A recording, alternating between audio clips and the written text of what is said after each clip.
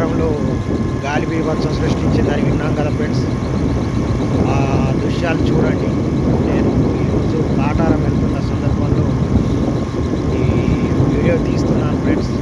అసలు ఇలా ఒక అడవి మొత్తం కూలిపోవడానికి కారణమైన ఆ గాలి ఏమైంది అనుకుంటున్నారు?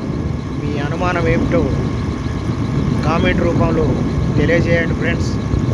నిజంగా ఇది చూడడానికి విపరీతంగా ఉంది ఫ్రెండ్స్. భయంకరంగా చెట్లు కూలిన దృశ్యాలు మనకు కనపడతా ఉన్నాయి ఫ్రెండ్స్. చూడండి ఫ్రెండ్స్.